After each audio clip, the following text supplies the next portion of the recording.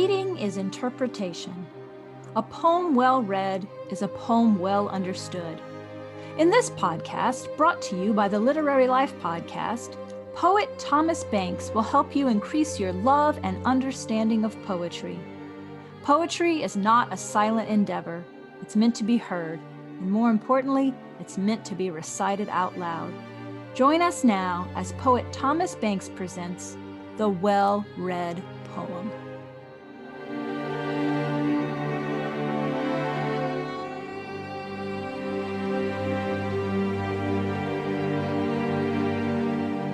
Hello, and welcome to The Well-Read Poem.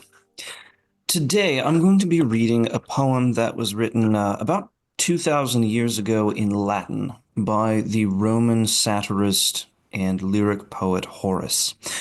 Horace is one of the best known and most highly regarded of Roman poets, and he wrote during what is kind of the great age of of Latin literature during the reign of Augustus Caesar.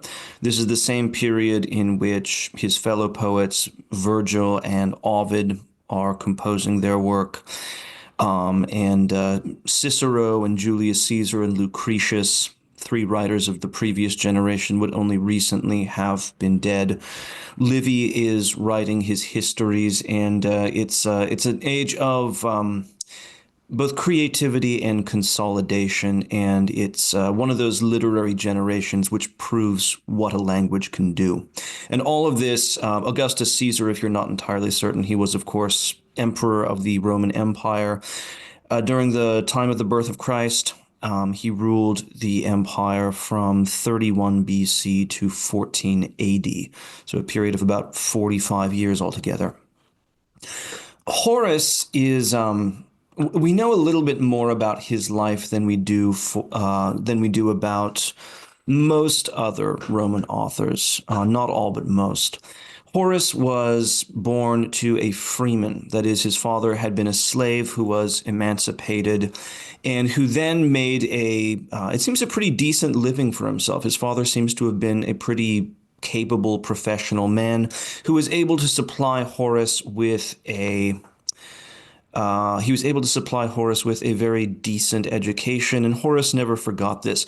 Horace doesn't talk about his family upbringing very much, but in one of his satires, the subject is not the story of my childhood, but it's a discourse on the nature of true nobility, and how true nobility is not necessarily a question of being born in the highest social rank. That might be superficial nobility of a kind, but true nobility consists in something other, and Horace is examining its roots in character, and he holds up his father as an example of a man who might not have been born to a blue-blooded family, but was nonetheless you could say, one of nature's aristocrats. All right, so I'm going to be reading this poem in the English translation of John Conington, which dates to the mid-19th century, mid-Victorian period. And if you know Latin, you can follow along on your own in Latin as well. So, a couple of things. The poem is addressed to a Roman noble by the name of Maecenas. Maecenas was one of Augustus Caesar's principal advisors and we would say his minister of culture. Maecenas went out of his way to procure farmlands, stipends, and benefits for Horace and certain other writers as well, Virgil and Horace and other poets of the Augustan period. And Maecenas and Horace were on friendly terms, even though Maecenas was, it seems, descended from not just aristocrats, but even kings. He traced his lineage to the Etruscan kings of many centuries before. And here is Horace addressing him in familiar terms. And it's kind of interesting, even though ancient Rome, the Roman Empire, and the Republic before it were very stratified, very hierarchical societies. There was a certain measure of meritocracy in them as well. And the son of a slave might go on, if he proved his talents either in administration, government, soldiery, business, literature. He might, like Horace did, go on to be the friend and counselor and familiar of very, very powerful men. So, Horace Satire 6, translated by John Conington. What if Maecenas none, though ne'er so blue, his Tusco-Lydian blood surpasses you? What if your grandfathers on either hand, fathers and mothers, were in high command? Not therefore do you curl the lip of scorn at nobodies like me, of freedmen born. Far other rule is yours, of rank or birth, to raise no question, so there be but worth. Convinced, and truly too, that whites unknown, ere Servius rise, set freedmen on the throne. Despite their ancestors, not seldom came to high employment, honors, and fair fame, while great Livinus, scion of the race that pulled down Tarquin from his pride of place, has ne'er been valued at a poor half-crown, e'en in the eyes of that wise judge, the town, that muddy source of dignity, which sees no virtue but in bust and lineal trees. Well, but for us, what thoughts should ours be, say, removed from vulgar judgments miles away? Grant that Livinus yet would be preferred to low-born Decius by the common herd, that censor Appius, just because I came from freedmen's loins, would obelize my name, and serve me right, for 'twas my restless pride kept me from sleeping in my own poor hide. But glory, like a conqueror, drags behind her glittering car the souls of all mankind. Not less the lowly than the noble feels the onward roll of those victorious wheels. Come, tell me, Tilius, have you cause to thank the stars that gave you power, restored you rank? Ill will, scarce audible in low estate, gives tongue and opens loudly now you're great.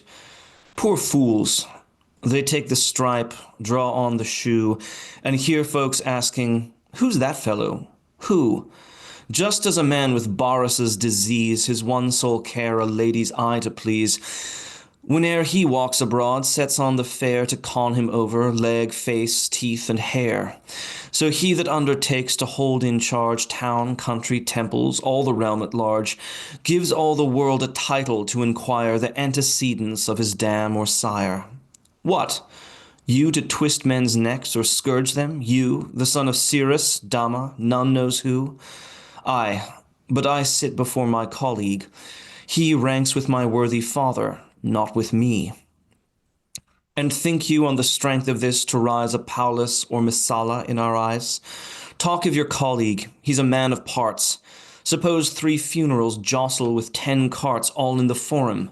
Still you hear his voice, through horn and clarion. That commends our choice. Now on myself, the freedman's son I touch, the freedman's son, by all contemned as such. Once, when a legion followed my command, now when Maecenas takes me by the hand. But this and that are different. Some stern judge my military rank with cause might grudge, but not your friendship, studious as you've been to choose good men, not pushing, base, or mean. In truth, to luck I care not to pretend, for 'twas not luck that marked me for your friend. Virgil at first, that faithful heart and true, and Varius after named my name to you. Brought to your presence, stammeringly I told, for modesty forbade me to be bold, no vaunting tale of ancestry of pride, of good broad acres and sleek nags to ride, but simple truth. A few brief words you say, as is your wont, and wish me a good day. Then, 9 months after, graciously you tend, desire my company, and hail me friend. Oh, 'tis no common fortune when one earns a friend's regard, whom man from man discerns, not by mere accident of lofty birth, but by unsullied life and inborn worth. Yet, if my nature otherwise correct, but with some few and trifling faults is flecked, just as a spot or mole might be to blame upon some body else of comely fame, if none can call me miserly and mean, or tax my life with practices unclean, if I have lived unstained and unreproved, forgive self-praise, if loving and beloved I owe it to my Father, who, though poor, passed by the village school at his own door, the school where great tall urchins in a row, sons of great tall centurions, used to go, with slate and satchel on their backs, to pay their monthly quota punctual to the day, and took his boy to Rome, to learn the arts which knight or senator to his imparts. Whoe'er had seen me, neat and more than neat, with slaves behind me, in the crowded street, had surely thought a fortune fair and large, 2 generations old, sustained the charge.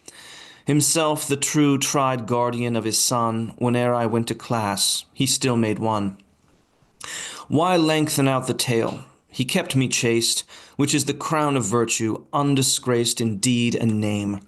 He feared not, lest one day the world should talk of money thrown away, if after all I plied some trade for hire, like him, a tax collector or a crier.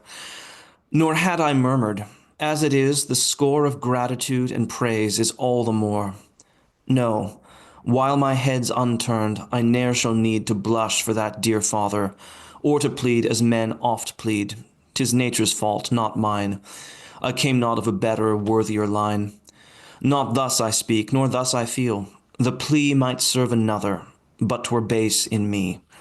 Should fate this moment bid me to go back o'er all my length of years, my life retract to its first hour, and pick out such descent as man might wish for e'en to pride's content, I should rest satisfied with mine, nor choose new parents, decked with senatorial shoes. Mad most would think me, sane, as you'll allow, to wave a load ne'er thrust on me till now. More gear would make me get without delay, more bows there'd be to make, more calls to pay. A friend or two must still be at my side, that all alone I might not drive or ride. More nags would want their corn, more grooms their meat, and wagons must be bought to save their feet. Now on my bob-tailed mule I jog at ease, as far as in Tarentum if I please, a wallet for my things behind me tied, which galls his crupper as I gall his side. And no one rates my meanness as thy rate yours, noble Tilius, when you ride in state on the Tiburtine road, 5 slaves en suite, wine-holder and et ceteras all complete. 'Tis thus my life is happier, man of pride, than yours and that of half the world beside. When the whim leads, I saunter forth alone, ask how are herbs, and what is flour a stone, lounge through the circus with its crowd of liars, or in the forum when the sun retires, talk to a soothsayer, then go home to seek my frugal meal of fritter, vetch, and leek.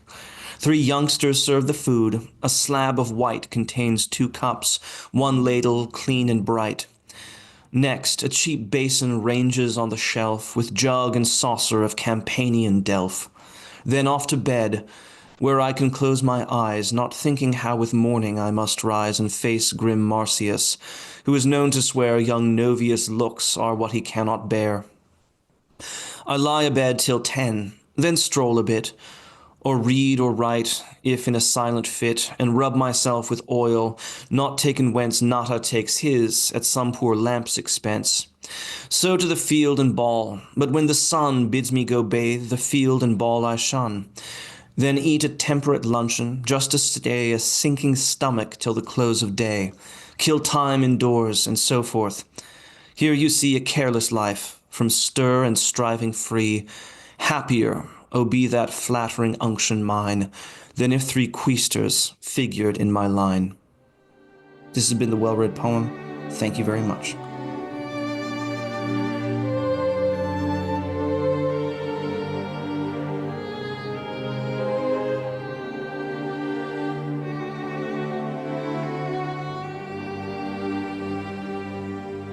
This has been The Well-Read Poem with poet Thomas Banks, brought to you by the Literary Life podcast.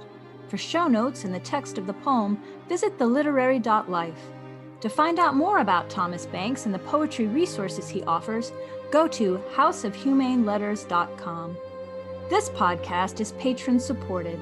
Visit patreon.com/theliterarylife to find out how you can support this podcast and get additional bonus content, including monthly live poetry explications. If you enjoy this podcast, please subscribe, rate, and review. Thank you for listening.